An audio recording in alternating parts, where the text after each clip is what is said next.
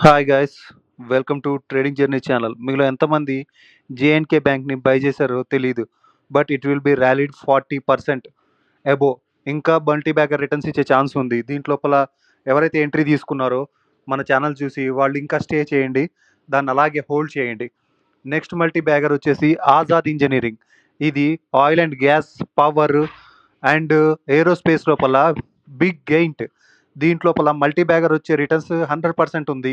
దీని market cap వచ్చేసి 16,000 crores and year on year EBITDA margin అన్నీ ఇంక్రీజ్ అవుతూ పోతూ ఉంది.